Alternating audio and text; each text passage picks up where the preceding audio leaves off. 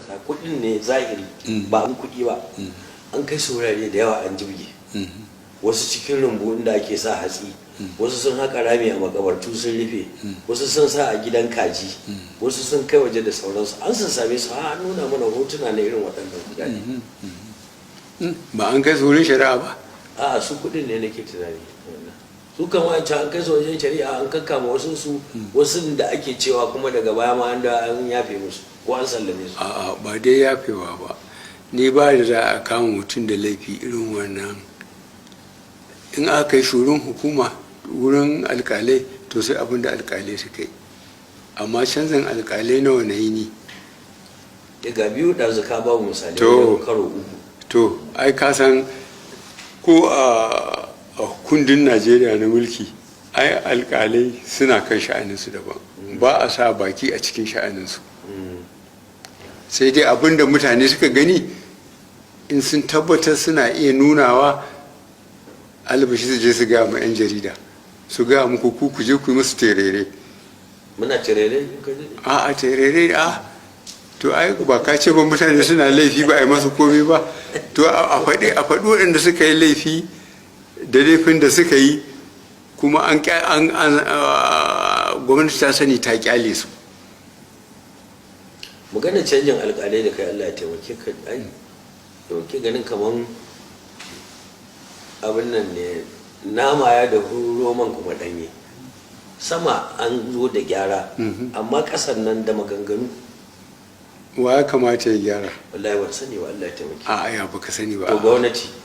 a ba gwamnati ba wanda aka nada idan aka ce yanzu kai in minista ne in wani abu ya abu a inda kake minista ba kai za a tambaya ba aha saboda haka waɗanda suke da gwamnoni a jihar da aka yi da kuma ministan abin da ya kamata mutane in sun tabbatar da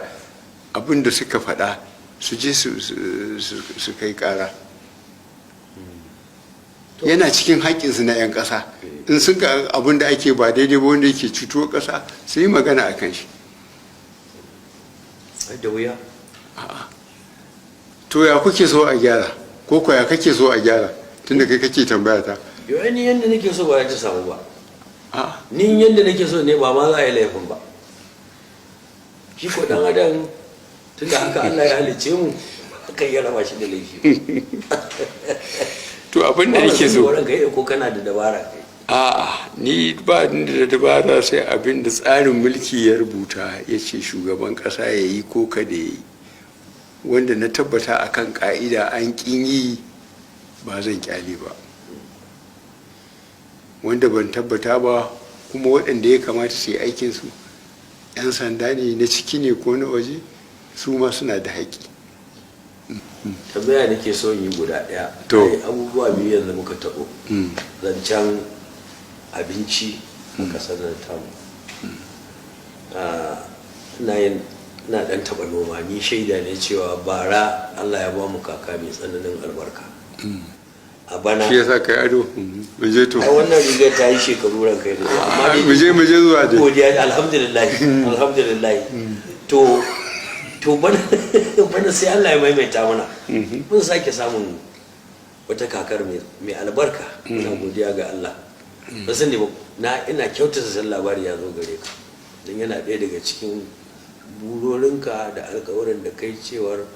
in gwamnatin nan ta zo ga abin da za ta yi kokari ta yi da kaza da kaza ciki har da harkar haɓaka aikin noman nan da kuma wadata mu da abinci musamman wanda muka ta'allaka a kai sai mun shigo da shi daga waje ina jin yanzu kusan to sai dai dan abin da ba za a rasa ba to in kana so ka kai ni kara wurin 'yan najeriya cewa ban cika alkawari ba da muka zo ban rufe abin nan ba kan iyakokin kasa kan iyakoki daga lake chad zuwa benin kuma daga benin har kusan zuwa lagos kusan shekara biyu bari in ida tukuna ai ni ke nema in yi bayani muka rufe wannan kusan shekara biyu don mu hana shinkafa ta zo na ce mu ci abin da muke nomawa ko kuma yunwa ta kashe mu yanzu shinkafa noma bana an yi abin da ruwa ya cinye wurare da yawa, amma ai har sai da shinkafa ake ko muna ci da kanmu alhamdulillah. to ai an yi wani abu na ce mutane ko tunda muna da ƙasa Allah kuma ya ba da ruwa, to wani dalili ɗan Najeriya zai je shi sai yana jin yunwa ya je ya noma mana? ai akwai ma'aikatan da suka bar ofis da air condition suka je suka yi noma kuma suka amfana da yawa. aha to alhamdulillah. Mutane in ma ba su yi da Allah ba ai yunwa cikin su ta gaya musu ko da aka rufe hanyoyi ba mutane ba suka da muka hana kamfanoni na suka yi kamfanoni a Nijar sai a rika kai abincin Nijar muka rufe boda ita kuma alhamdulillah. To ma da girma shugaban kasa a kwana-kwanan nan babban bankin tarayyar Najeriya wato CBN ya ayyana cewar za a fara sabunta takardun kuɗi na naira kama daga 200, 500 zuwa 1000 daga watan Disamba zuwa 31 ga watan Janairu. To amma a ɗan baya-bayan nan sai aka sami ra'ayoyi waɗanda suke karo da juna. Wasu suna ra'ayin cewar duk da cewa shirin yana da kyau, to amma ba lokacin da ya dace a aiwatar da wannan abin ba. A gefe guda kuma wasu suna ganin lokacin da ya dace ne a aiwatar da abin. Mai girma shugaban ƙasa, ya kake kallon wannan batun sabunta takardar kudade na naira a Najeriya? A gaskiya shi gwamnan bankin tarayya ya sanar da ni da zai wannan canji, ya zo ya sanar da ni yadda ya tsara, kuma in kamar kai yanzu saboda Allah aka ce daga yanzu zuwa Disamba, kaga a lokacin da ya gaya mana wato Oktoba, Nuwamba, Disamba, wata uku, ni ban san ko nawa kake kokarin kashewa ba a cikin albashinka, amma dai wata uku in dai kudin nan dai kudin halalin ne, ai an ba da lokacin da ya isa mutum ya canza shi. Amma in irin waɗanda ya ce ne an je an gina rami an sa da sauransu, to shi kan shi wanda yake da irin waɗannan kuɗaɗen ba zai so a tambaye shi ba